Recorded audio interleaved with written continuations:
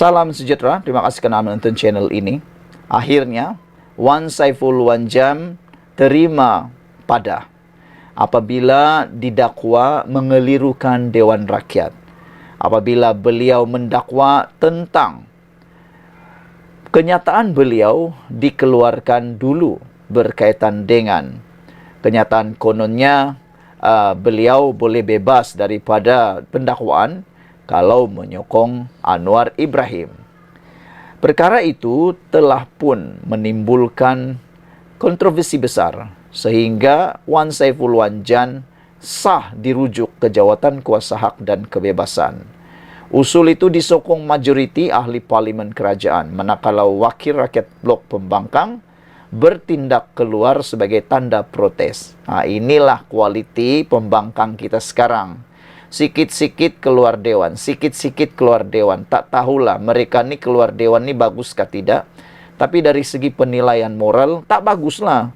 Kan? Kerana keluar dewan itu tiada hasilnya. Itu pertama. Yang kedua, lebih baik mereka berbahas. Gunakan ruangan ini untuk mengeluarkan hujah. Rakyat mendengar, rakyat tahu kenapa mereka perlu perjuangkan Wan Saiful Wanjan. Bukannya keluar dewan. Kamu keluar dewan, mulut tak cakap, keluar dewan, seakan-akan sudah kalah. Angkat bendera putih. Wan Saiful Wanjan akan dirujuk ke Jawatan Kuasa Hak dan Kebebasan Parlimen susulan kenyataannya bahawa kes mahkamahnya boleh dimanipulasi untuk dibatalkan atau digugurkan. Usul merujuk pemimpin bersatu itu ke jawatan kuasa berkenan diluluskan melalui undian blok disokong majoriti ahli parlimen kerajaan, manakala wakil rakyat blok pembangkang bertindak keluar sebagai tanda protes. Inikah, netizen kata, inikah kualiti blok pembangkang, ahli-ahli parlimen pembangkang yang walau dah pilih itu? Inikah kualiti yang kamu mau, kata mereka. Bila dah kalah, keluar dewan. Bila tak boleh jawab, keluar dewan. Bila tak suka, keluar dewan. Ini paling bikin panas lah kan. Sepatutnya mereka berbahaslah. Bahas baik-baik. Berikan hujah baik-baik supaya netizen faham. Ini keluar dewan. Jadi tak hairanlah kalau nanti walau dia penyokong-penyokong Perikatan Nasional ni kata netizen pun suka keluar dewan. Kamu pikir sajalah kalau kamu sekarang ni anda sedang berbincang dengan seorang kawan dan kawan kamu tu tak suka dengan pendapat anda. Belum habis lagi pendapat anda, dia sudah jalan keluar. Macam mana lah tu kan? Kita nak sampaikan maklumat, dia tak nak dengar. Apa dan muka dia lah kalau dia kalah. Itu. Usul merujuk sebelum keputusan itu dibuat, Ronald Kiandi, PN Beluran dan Sahrizan Johan, PH Bangi dibenarkan berbahas oleh Speaker Dewan Rakyat Johari Abdul. Menteri di Jabatan Perdana Menteri Undang-Undang dan Reformasi Institusi Azalina Othman Said ketika membentangkan usul itu berkata, Dewan Rakyat memandang serius kenyataan Wan Saiful pada 21 Mac lalu mendakwa kes mahkamahnya boleh dimanipulasi untuk dibatal atau digugurkan.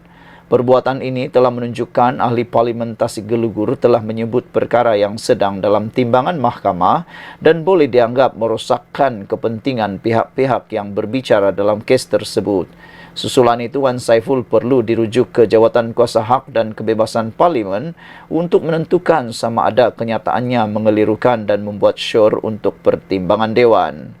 Ahli Parlimen Tanjung Karang, Dr. Zulkapari Hanapi memfailkan usul merujuk Wan Saiful Wanjan ke Jawatan Kuasa Hak dan Kebebasan Parlimen selepas pemimpin bersatu itu membuat sangkaan jahat terhadapnya dengan mendakwa dirinya sebagai ejen yang memujuk dan menyogok ahli Parlimen PN untuk menyokong kerajaan.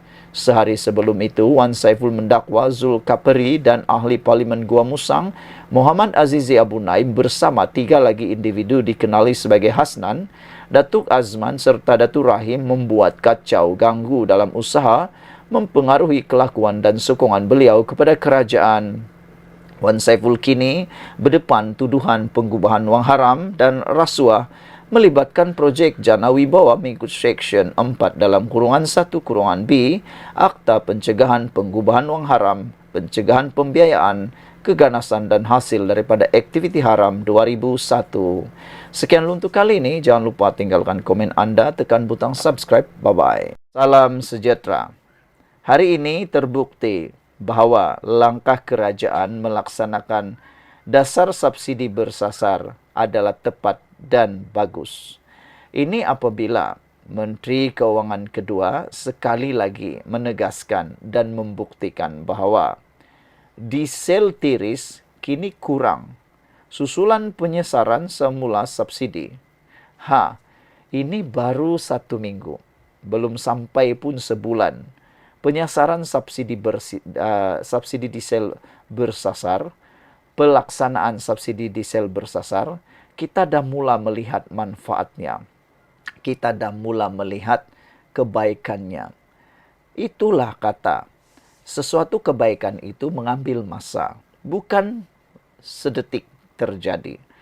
Lebih-lebih lagi hal yang berkaitan dengan negara.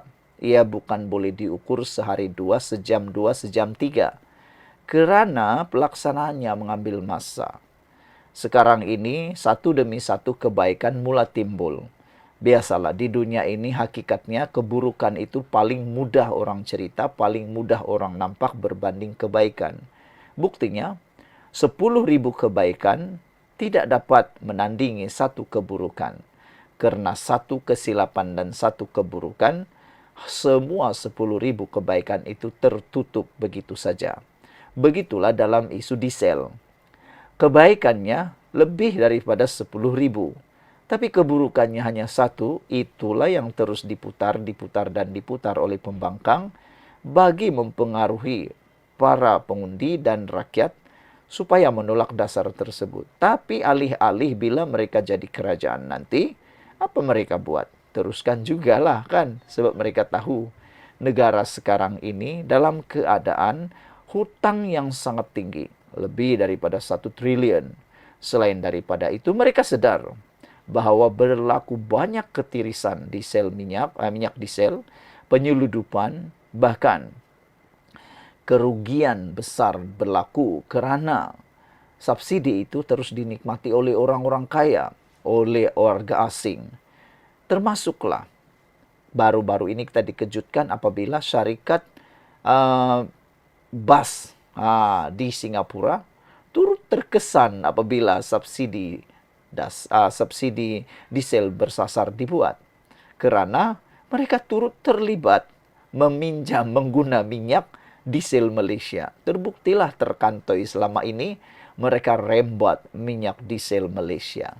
Hari ini Menteri Keuangan kedua mendedahkan diesel tiris kurang susulan penyesaran semula subsidi. Tahniah kita ucapkan kepada Malaysia. Tahniah ke atas prinsip dan ketegasan Anwar Ibrahim. Ramai mengecam Anwar Ibrahim, tapi kita lupa Anwar Ibrahim sebenarnya sedang membentuk satu karakter, iaitu ketegasan dan prinsip yang kukuh. Kalau nak buat, jangan tarik-tarik. Kalau nak buat, jangan buat U-turn. Dah fikir dalam-dalam, dah bincang dalam-dalam, dah kaji dalam-dalam. Kalau ada kebaikan, buat. Abaikan dulu satu keburukan yang dikalahkan oleh 10.000 kebaikan itu. Penyesaran semula, subsidi diesel mengurangkan ketirisan bahan api itu, apabila berlaku pengurangan 30% jualan runcit diesel di stesen minyak selepas dilaksanakan mulai 10 Jun lalu, kata Menteri Keuangan II Amir Hamzah. Beliau berkata, tren juga menunjukkan peningkatan jualan diesel komersial sebanyak 4 juta liter sehari, membuktikan sebahagian bahan api bersubsidi telah digunakan sektor industri selama ini. Tegasnya, pihak industri sepatutnya membeli diesel pada harga pasaran. Ini bermakna tren peningkatan jualan diesel komersial menggambarkan tanda positif ketirisan diesel bersubsidi telah berkurang, katanya pada sesi penerangan di Dewan Rakyat. Beliau juga berkongsi jumlah jualan runcit diesel di stesen minyak telah menurun hampir 8 juta liter sehari untuk minggu pertama pelarasan harga diesel kepada RM3.35 seliter berbanding seminggu sebelum pengumuman. Antara maklumat diterima salah satu syarikat minyak, jualan diesel di sempadan menunjukkan penurunan 40%. Ini mengesahkan. Sebelum ini memang wujud aktiviti penyeludupan diesel ke negara lain, katanya. Mulai 10 Jun lalu, harga diesel di semua stesen runcit di Semenanjung ditetapkan pada kadar RM3.35 seliter, iaitu harga pasaran tanpa subsidi. Sehubungan itu, kerajaan melaksanakan inisiatif budi madani bertujuan memastikan peruntukan subsidi disasarkan kepada mereka yang layak dan mengurangkan beban golongan memerlukan dengan pemberian RM200 bantuan tunai bulanan. Pendaftaran bagi budi madani dibuka pada 28 Mei lalu dan tiada tarikh tutup ditetapkan untuk permohonan bantuan itu. Selain budi madani, kerajaan turut mengurangkan beban dengan meneruskan bantuan subsidi kepada kenderaan pengangkutan awam darat serta pengangkutan barangan menerusi sistem kawalan diesel bersubsidi SKDS. Saudara, ini yang kita suka. Apabila mau cakap tentang subsidi bersasar ini, jangan hanya guna emosi, guna fakta. Saya suka dengan laporan ini apabila Menteri Keuangan kedua ini memberikan data yang sangat tepat dan sangat relevan. Mudah difahami. Orang kampung, paci-paci, maci-maci, nenek-nenek, atok-atok, angkel-angkel, anti-anti, semua pun boleh faham data yang disebut oleh Menteri Keuangan kedua ini. Bukan susah pun nak faham. Ini kata beliau, jualan runcit diesel di stesen minyak telah menurun hampir 8 juta sehari. Apa maknanya? Maknanya ini adalah satu tren yang baik. Yang paling bagus lagi ialah maklumat diterima ialah jualan diesel di sempadan menunjukkan penurunan 40%. Maknanya apa? Orang-orang daripada sempadan, daripada luar negara yang menyeludup minyak, tak nak beli lagi minyak diesel di Malaysia. 40% penurunannya. Ini bermakna kita untung dari segi subsidi daripada segi minyak. Tak perlu lagi kita takut-takut penyeludupan. Itu yang pertama. Selain daripada itu, harga diesel di semua runcit, stesen runcit di Semenanjung Malaysia masih lagi RM3.35. Dan yang lebih mengejutkan kita ialah apa yang dikatakan oleh Menteri Keuangan kedua ini apabila tren menunjukkan peningkatan jualan diesel komersial sebanyak 4 juta liter sehari membuktikan sebahagian bahan api bersubsidi telah digunakan sektor industri selama ini. Tegasnya, pihak industri sepatutnya membeli diesel pada harga pasaran. Jadi, pihak industri juga ada yang cuba-cuba mencuri minyak diesel subsidi. Itu maksud dia. Tapi oleh kerana penyasaran subsidi bersasar, maka apa lagi guna nak curi minyak diesel kan? Lebih baik membeli saja yang macam biasa-biasa. Macam itulah bahasa pasarnya. Sekian untuk kali ini. Jangan lupa tinggalkan komen Anda. Bye-bye.